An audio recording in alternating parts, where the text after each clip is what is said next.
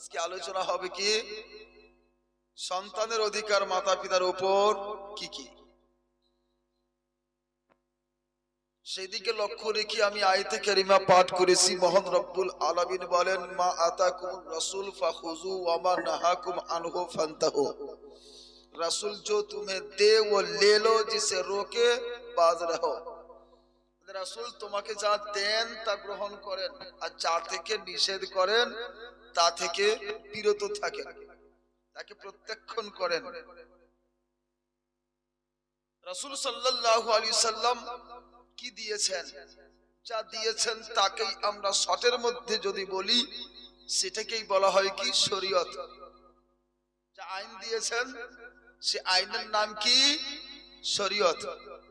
এই একটি কথা আল্লাহ পাক বলছেন যার দুইটি অংশ, রাসূল যা দেন তা গ্রহণ করেন আর যা থেকে নিষেধ করেন তা থেকে দূরে থাকেন। দুটা কথা, তথা একটা হচ্ছে করণীয়, একটা হচ্ছে বর্জনীয়।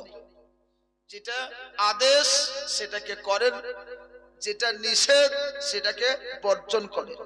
তো করণীয় আর বর্জনীয় দুটো বিষয় এই পবিত্র আয়াতের মধ্যে আছে।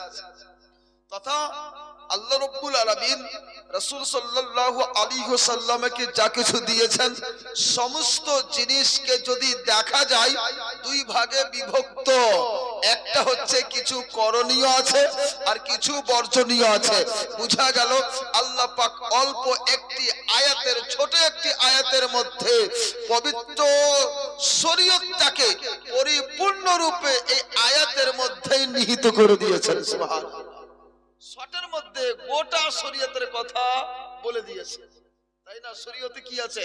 কিছু করণীয় আছে আর কিছু বর্জনীয় আছে। এটাই কথা আল্লাহ বলছেন, যা রাসূল দেন তা গ্রহণ করেন, যা থেকে নিষেধ করেন তাকে বর্জন করেন, তা থেকে দূরে থাকেন। এই দুটি কথা আজকে কয়েকটি বিষয় আপনাদের সম্মুখে উপস্থাপন করব। যে বলেছিলাম যে বাচ্চাদের অধিকার মাতা পিতার উপর কি, এই সম্পর্কে আল্লাহ রাসূল সাল্লাল্লাহু আলাইহি ওয়াসাল্লামের হাদিস রয়েছে। রাসূল কি দিয়েছেন, তার মানে কি রাসূলের দাওয়ার মধ্যে তিনটা কোয়ালিটি আছে। কি কোয়ালিটি? কোন কারণ কোন কথা রাসূল বলেছেন সেটা আমাদের জন্য হাদিস, রাসূল করেছেন ওটাও আমাদের জন্য হাদিস, অথবা রাসূলের সামনে কোন সাহাবী কাজ করেছেন আর আল্লাহর রাসূল নিষেধ করেননি, সেটাও হাদিস। আসুন কিতাবের মধ্যে আবু দাউদ শরীফ একটি 6খানা প্রসিদ্ধ কিতাবের মধ্যে একটি হাদিসের কিতাব। সেই আবু দাউদ শরীফে লিপিবদ্ধ আছে, আয-যানা ফি উযনিল হাসান ইবনে আলী হিনা ওয়ালাদাতহু ফাতিমাতু বিসসালাত। বর্ণনা করা হচ্ছে কি, বেশি কিছু দিবে বোধহয় নাকি, কারো দাওয়াত থাকলে দিতে পারেন। এখনো ঝুলি খালি আছে, বেশি পূর্ণ হয়নি, খুব কম দিয়েছেন মনে হচ্ছে আজকে। ঠান্ডাতে হাত ঢুকে না পকেটে নাকি, একটু গরম করেন বগলে রেখে, হাতটা যখন গরম হয়ে যাবে পকেটে সব করে ঢুকে যাবে। হ্যাঁ, কিছু লক্ষ্য রাখিয়েন, শুনতেও হবে কিছু দিতেও হবে। আয-যানা মানে আজান দিলেন, শেষে আছে বিসসালাত মানে নামাজের নেই আজান দিলেন। কে? আল্লাহর রাসূল সাল্লাল্লাহু আলাইহি ওয়াসাল্লাম। আল্লাহর রাসূল সাল্লাল্লাহু আলাইহি সাল্লাম আজান দিলেন কোথায়? ফি উযনিল হাসান ইবনে আলী, হযরতে হাসান বিন আলী তথা হযরতে আলীর ছেলে হযরতে হাসানের কানে আজান দিলেন। সুবহানাল্লাহ। কখন আজানটা দিলেন? হিনা ওয়ালাদাতহু ফাতিমা, যখন হযরতে মা ফাতিমা তাকে জন্ম দিলেন ওই সময়। বুঝা গেল যখন বাচ্চা জন্ম হয় ওই সময় বাচ্চার কানে আজান দেওয়া, এটা হচ্ছে আল্লাহর রাসূলের সুন্নাত। আর আল্লাহ পাক কি বলছেন, মা আতাকুমুর রাসূল ফাখুযু, রাসূল जो दे वो ले लो। বুঝা গেল আল্লাহর রাসূল যেহেতু কানে আজান দিলেন, আমাদের শিখে নিতে হবে, আমরাও আমাদের সামনে কোনো বাচ্চা জন্ম হলে তার কানে আজান দিতে হবে। আজানটা শুধু বেটা ছেলের দিবেন না বেটি ছেলেকেও দিতে হয়? আপনারা কি জানেন? শুধু বেটাকে দিতে হয়, বেটিকে না, নাকি দুটোকেই? আলহামদুলিল্লাহ, আপনারা ঠিক বুঝেছেন। কিছু কিছু এলাকায় প্রচলন আছে বেটাকে দিবে বেটিকে দিবে না। আরে বেটিরা তো বেশি শয়তানি করছে, করে না? দুঃখ করবেন না, আজকাল এই দুনিয়াতে যত গুনাহ হয়েছে তার ধরেন 90% গুনাহ ওই বেটি ছেলের কারণে হচ্ছে। আজকাল বেটি ছেলে যদি ঠিক থাকতো এত গুনাহ হতো না, কিন্তু পারি না তো থেমে, ঘোড়ার মতো লাগাম দিয়েও থামা যায় না, মুশকিল। সত্যি দুনিয়াটাকে তহস নস করে দিলে বেটি ছেলে, কিন্তু তাছাড়া উপায়ও নাই, করতেই হচ্ছে। আল্লাহ পাক সবাইকে হেদায়েত দেন। তো ছেলে হোক অথবা মেয়ে, উভয়ের কানে কি করতে হবে? আজান দিতে হবে। আজকাল আজান দেওয়া হয় না, আজকাল আজান দেওয়া হয় না। কারণ কি হচ্ছে? কারণ হচ্ছে হাসপাতালে হচ্ছে, সেখানে না মৌলবি আছে, না মুফতি আছে, না নামাজি আছে, না হাজি আছে, না গাজী আছে, কাউকে পাওয়া যায় না। সেখান থেকে চুপ করে থেকে বাড়ি চলে আসে, তারপরে হয়তো আজান দিতে ভুলেই গেল। এরকম হয় না এখন? আগে বাড়িতে হতো, আমি বাল্যকালে দেখেছি, মুন্সিজিকে ডেকেছেন অথবা ইমাম সাহেব যিনি থাকেন তাকে ডেকেছেন, আর ডেকে আনার পরে যদি রাত্রিবেলা হয়েছে তো মনে হচ্ছে অমুক বাড়িতেই মনে হচ্ছে ফজরের আজান হচ্ছে, আগনাতে এসে আল্লাহু আকবার আল্লাহু আকবার শুরু, এমনটা হয়েছে। কিন্তু বাবাজি নিয়মও কিন্তু এটা নয় যে ফজরের আজান কাউরা আগনার মধ্যে হবে, এইটা নিয়ম নয়। নিয়মটা হচ্ছে কি, হাজি হোক, গাজী হোক, মৌলবি হোক, মুফতি হোক, যে কোনো ব্যক্তি হোক, যে আজান শুদ্ধভাবে দিতে জানেন ওই ব্যক্তিকে ডাকেন। ডাকার পরে এই যে বাচ্চা জন্ম নিয়েছে এই নবজাতককে ওর ডান কানটা ওই ব্যক্তির মুখের দিকে নিয়ে যান। ওই ব্যক্তিটি আস্তে আস্তে করে ওই কলমার যেটি কথা আছে, আজানের কথাটি, ওই পবিত্র কথাটিকে তার কানের সামনে শুরু থেকে শেষ পর্যন্ত পাঠ করবে। আবার বলবে তার বাম কানটা আমার দিকে করো, বাম কানটা আবার তার দিকে করতে হবে। আর বাম কানে একামতে যেটি কথা তাকবীরের সময় নামাজে হয়, এই একামতের সম্পূর্ণ কথাটি বলে দিবে। এটাই হচ্ছে সুন্নাত। আর পশ্চিম দিকে আগনাতে দাঁড়িয়ে আল্লাহু আকবার বলে আজান দিচ্ছেন, এইটা নিয়মটা কিন্তু ভুল, মনে থাকবে। এবার কথা হচ্ছে হাসপাতালে বাচ্চা হয়ে গেছে, কি করবেন? কাউকে তো পেলাম না, হাসপাতালে যদি কোনো পুরুষ মানুষ থাকে দিয়ে দিবেন, না থাকলে তার পাশে যদি কোনো মহিলা থাকে ওই মহিলাটাই আজান তার কানে করে দেবে। মহিলাটাই, ওই নারীটাই ওর কানে আজান, বাম কানে একামতের কথাটি বলে দেবে। এবার বলেন এটা করলে লাভ কি আছে? বুঝতে হবে তো, দরকার আছে। লাভ কি আছে? আজানটা দিলে লাভ আছে। আল্লাহ রাসূল সাল্লাল্লাহু আলাইহি সাল্লাম বলেছেন, তিরমিজি শরীফের হাদিসে আছে, যখন আজান বলা হয় ওই সময় শয়তান পাদে আর পালায় কত? 40 মাইল পর্যন্ত। কত দূর পালায়? 40 মাইল পর্যন্ত পালায় আজানের ধ্বনি শুনে। সুবহানাল্লাহ, আল্লাহ পাকের কি ইনজেকশন গো, দিলেই একদম 40 মাইল পার। কিন্তু আমরা নিজেই তো শয়তান হয়েছি। শয়তানের এমন হয়ে বশ করেছে শয়তান আমাদেরকে, যে শয়তানকে আর বহকাইতে হয় না, কষ্ট করতে হয় না, আমরা নিজেই শয়তানি করছি। আল্লাহ পাক সবাইকে বাঁচান এই শয়তানি কর্মকাণ্ড থেকে। তো যাই হোক, এবার যখন বাচ্চাটা জন্ম হয় ওই সময় শয়তান করে কি, তার কোখাতে নিজে মেরে মেরে নিজের জায়গা তৈরি করে। এই জন্য কষ্ট পায় ওই বাচ্চা আর ক্রন্দন করে, মা মা করে খুব কাঁদে।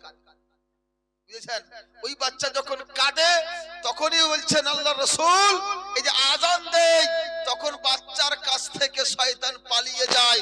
ওই শয়তানি কাজ থেকে বাচ্চা তখন মুক্ত হবে, শয়তানের দাও থেকে, শয়তানের ধোঁকাবাজি থেকে ওই শয়তান থেকে বাচ্চা মুক্ত পাবে। যদি আজান দেওয়া হয় তবে, যদি আজান না দেবেন তাহলে শয়তান বশ করবে। ওই ছোট্ট থেকে আপনি বড় হয়ে লাঠি দেখিয়ে কি করবেন? না, এই জন্য আজকাল দেখেন না বেশি বাচ্চারা বেশি দুষ্ট হয়ে যাচ্ছে, আজান দেওয়া হয় না। লক্ষ্য রাখেন, কাজটা খুব বড়, কি টাকা লাগে, কি পয়সা লাগে, কি মুন্সিজিকে এমনি দিকে মিষ্টিও খাওয়াই না, একটু মুখে চিনিও দেয় না, এমনি কি আজান দিয়ে আসছে, কোনো সমস্যা নাই, ফ্রির কাজ। কিন্তু কাজটাতে লাভ কত? ওই লাভটা না করার কারণে, অল্প একটা ছোট কাজ, এটা না করার কারণে দেখা যাচ্ছে বাচ্চার সারাটা জীবন শয়তানের সংমিশ্রণে কাটছে, যার ফলে সে নেককার পরেজগার হতে পারছে না। এইটা হচ্ছে মাতা পিতার প্রতি সন্তানের অধিকার, বলেন সুবহানাল্লাহ। কিন্তু আমরা করি না, ওই অধিকার থেকে বঞ্চিত থেকে যাচ্ছে। আজান দিতে হবে। শুধু এটাই নয়, যখন কাউকে জিন লেগে যাবে, কানে আজান দেন, পালিয়ে যাবে। ভূত লাগবে, আজান দেন, পালিয়ে যাবে। রাস্তায় গেছেন, ভয় পাচ্ছেন, আজান দেন, আপনার ভয় থাকবে না। রাস্তা হারিয়ে গেছেন, আজান দেন, আপনি রাস্তা খুঁজে পাবেন। আগুন লেগে গেছে আপনার গ্রামে, আজান দেন, আল্লাহ পাকের দয়ায় আগুন ঠান্ডা হয়ে যাবে।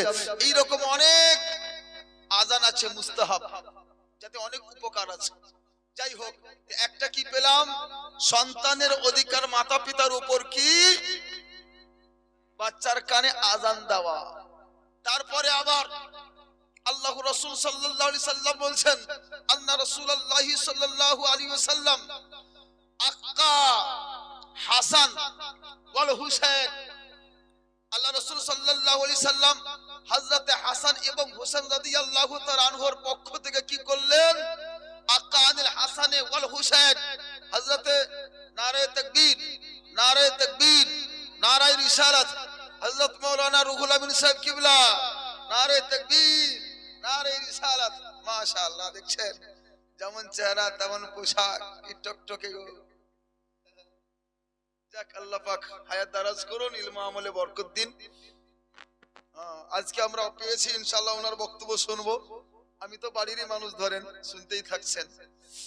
তো আল্লাহ রাসূল সাল্লাল্লাহু আলাইহি সাল্লাম সম্পর্কে বলছেন কি, আন্না রাসূলুল্লাহ সাল্লাল্লাহু আলাইহি ওয়াসাল্লাম আক্কা আনিল হাসান ওয়াল হুসাইন কাবশান কাবশান। তথা আল্লাহ রাসূল সাল্লাল্লাহু আলাইহি ওয়াসাল্লাম হযরতে হাসান এবং হযরতে হুসাইন রাদিয়াল্লাহু তাআলা আনহুমা উভয়ের পক্ষ থেকে দুম্বা আকিকা দিলেন। সুবহানাল্লাহ। এখানে কাবশান কাবশান শব্দ আছে, অফি রিওয়ায়াতিন কাবশাইনে ওয়া কাবশাইনে, তথা দুইজনের জন্য দুটো দুটো করে দুম্বা জবাই করেছিলেন। সুবহানাল্লাহ। এবং অন্য জায়গায় আল্লাহ রাসূল বলছেন যে পুরুষের জন্য একটা খাসি, পুরুষের জন্য দুটো খাসি, আর মহিলার জন্য একটা পাঠি। খাসি পাঠি তো বুঝি আমাদের দিকে, ছাগল দিলে একটা, দুটো খাসি দেবেন পুরুষের জন্য, আর যদি মহিলা থেকে তার জন্য একটা পাঠি দিবেন। কখন দিবেন? 7 দিনের দিন, না পারেন 14 দিনের দিন, না পারেন 21 দিনের দিন, তাতেও যদি না পারেন মৃত্যুর আগে পর্যন্ত যখন আপনার সুবিধা হবে আপনি জবাই করে দিবেন, আল্লাহ পাকের দরবারে গ্রহণ হবে। তবে আকিকাটা হচ্ছে কি শুকরিয়া আদায় করার স্বার্থে। মৃত্যু ব্যক্তির জন্য আকিকা নাই, জীবন নাই তো কিসের শুকরিয়া? এই জন্য মৃত্যুর আগে পর্যন্ত, যতক্ষণ পর্যন্ত আপনি পারবেন, যখন পারবেন আপনি দিয়ে দিবেন। এটা একটা ভালো কাজ, সুন্নাত কাজ। এটা বুঝা গেল যে বাচ্চার হক মাতা পিতার উপর কি আকিকা দিয়ে দাও। সুবহানাল্লাহ। আর আল্লাহ রাসূল সাল্লাল্লাহু আলাইহি সাল্লাম বলছেন, হাক্কুল ওয়ালাদি আলাল ওয়ালিদ আইয়ুহাসসিনা ইসমাহু। আল্লাহ রাসূল বলছেন যে পুত্রের হক বাবার প্রতি এটা যে তার সুন্দর নাম রাখা, সুন্দর নাম রাখবে।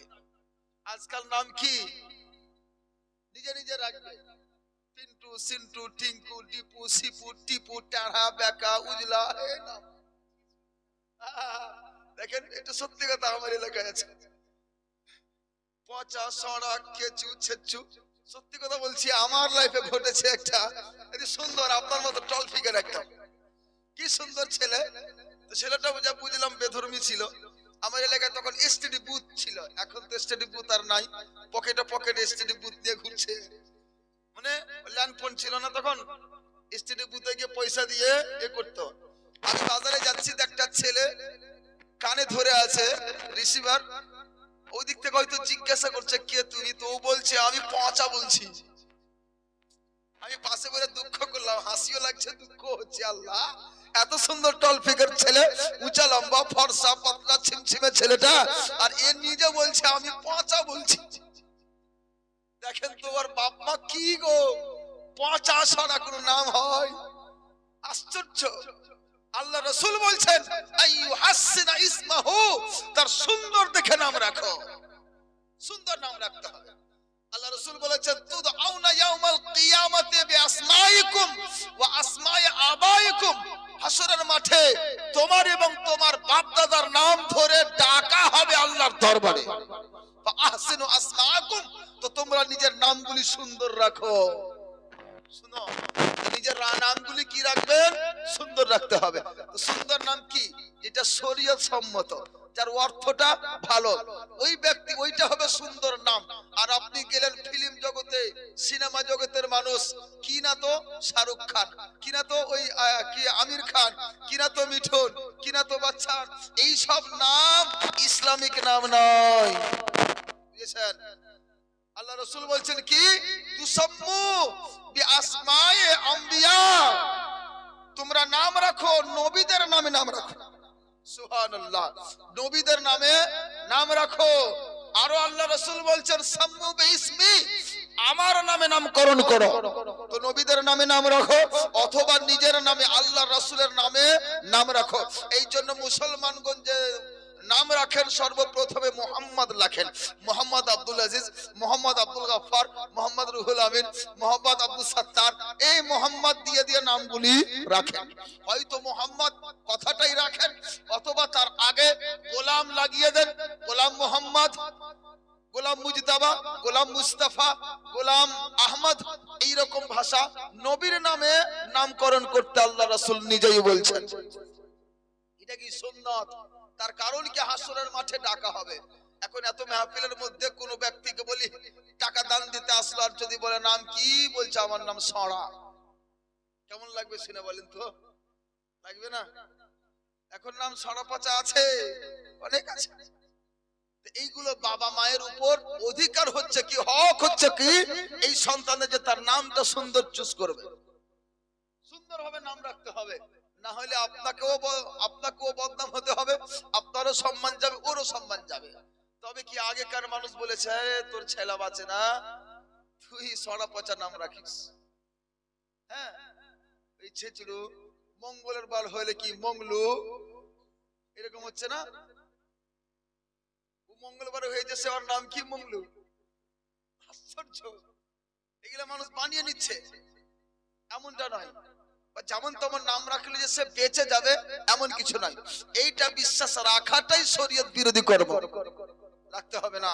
আল্লাহ পাকের দরবারে কোনো মানত করেন, ধর্মীয় মানত করেন, আল্লাহ যদি আমাকে বেটা দেয় 3টা রোজা রাখবো, আল্লাহ যদি আমার সন্তান বাঁচে আমি 10টা গরিব মিসকিনকে খাবার খাওয়াবো অথবা পোশাক পরাবো, এইরকম কিছু মানতগুলি করেন যাতে আল্লাহ রাব্বুল আলামিন আপনার মানতের বদৌলতে আপনার এই আশা পূর্ণ করে দেবে।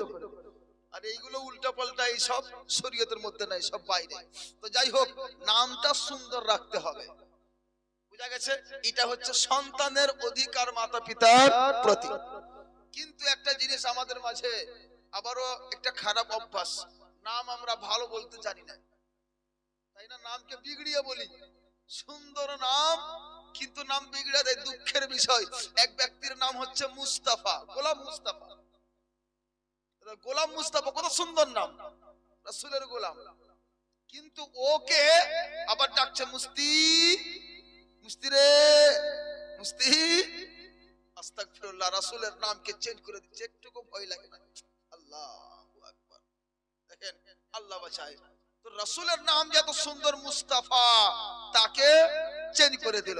মহান রব্বুল আলামিন পবিত্র কোরআনে বলেন ওয়ালা তালামাযু বিল আলকাব, তোমরা কাউকে খারাপ লকব দিও না, কারোর নামকে বিগড়িয়ে বলিও না, বললে গুনাহ হবে, আছে না? যেটার নাম সুন্দর নাম ওটাই বলো। আর আমি তো বলবো এটার জন্য প্রথমত ওর মাতা পিতাই হচ্ছে দায়ী, কারণ ওরাই প্রথমত বিগড়ায়, আর ওরা না বিগড়ালে আশপাশে কোনো ব্যক্তি যখন বিগড়ায় তাদেরকে সচেতন করে না। বলতে হবে এই কাকা, এই বাবা, এই দাদা, এইভাবে নামটা চেঞ্জ করিয়ে না, ওর ওটাই নাম পড়ে যাবে। এমনি ভালো নাম দিল, দেখতে হয়ে গেল কালো, তার নাম কালু হয়ে গেল। নিষেধ করবেন না ভাই, ওর নাম কালু নয়, কালু বলবেন না, ওকে এই কথাটা বলে, তবে তো হবে। কিনা তো দেখতে সবকিছুই ভালো, হাইটে ছোট হয়ে গেল, নাম হয়ে গেল ভুট্টু। আশ্চর্য, কেন বলবেন? হ্যাঁ, ওর নাম তো আছে একটা ভালো, ওই নামটা যা আছে সেই নামটা বলে তাকে ডাকেন, এটাই হচ্ছে শরীয়তের কথা। এটা হচ্ছে কি শরীয়তের আদেশ, কিন্তু আমরা উল্টো করছি। যাই হোক, বুঝতে পারলাম যে সন্তানের অধিকার মাতা পিতার উপর, সুন্দর নাম রাখতে হবে আমাদেরকে, এটা একটা জিনিস।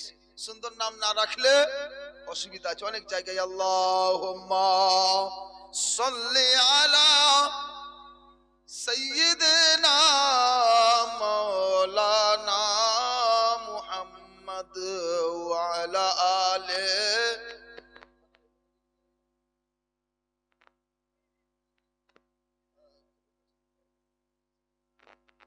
যাই হোক, আমার বক্তব্য তো মানে চালু হয়েছিল আর কি। ইনশাআল্লাহ আবার কখনো আলোচনা বা জুমাতে হয়তো আলোচনা করে নেব। আপনি এখানে তো সবাই এখানকারই লোক আছে, শুনবেন, তাই না? যেটা হাদিসটা ধরেছিলাম, আল্লাহ রাসূল বলছেন এখানে তিনটি কথা আছে। প্রথমত, বাচ্চার নাম রাখো সুন্দর দেখে, ওয়ায়ুআল্লিমাহুল কিতাব, আর পবিত্র কোরআন তথা শরীয়তের শিক্ষা তাকে দাও। দ্বিতীয় নম্বরে, ওয়ায়ুজাউযুহু ইযা বালাগা, আর যখন উপযুক্ত হয়ে যাবে তখন তার বিয়ে দিয়ে দাও। এই হাদিসে তিনটি কথা আছে।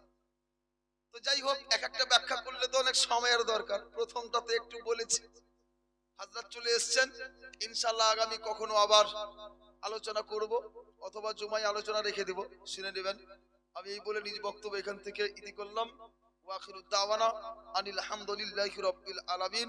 এখন আপনাদের সম্মুখে, আপনাদের হয়তো খুব পরিচিত নেই, কিন্তু পরিচিত মোটামুটি আছে, না হলে ডাকলেন কি করে? কোথাও হয়তো শুনেছেন, মনে হয় কৃষ্ণপুরে কিছু বক্তব্য শুনেছিলেন সংক্ষিপ্ত, যা শুনলাম আমি। যাই হোক, এসছেন খুব ভালো উর্দু ভাষায়, আমরা নিজের ভাষাই বলি, উনি নিজ ভাষায় বলছেন না, উর্দু ভালো বলেন। যাই হোক, উপস্থিত হয়েছেন। আল্লাহ রাব্বুল আলামিন আমাদের সবাইকে শেষ পর্যন্ত থাকার তৌফিক দিন, বলুন আমিন। থাকবেন তো, চলে যাবেন না, শেষ পর্যন্ত থাকবেন। আমি কিন্তু আগেই ছাড়লাম, এই জন্য পালিয়ে যাবেন না কিন্তু কেউ। কারণ একটা মেহমানকে ডাকাটা খুব বড় কথা নয়, আপনি একা ডেকে নিতে পারেন, কিন্তু সম্মান করার জন্য লাগবে, সকলেরই সহযোগিতা লাগে। এই আশায় আপনাদের কাছ থেকে আমি বিদায় নিচ্ছি। উনার সম্মানার্থে আল্লাহ রাব্বুল আলামিনের ধ্বনি প্রকাশ করার জন্য বলি, এবং নিজের সচেতনতা আমার এগ্রি আছে, অনুভূতি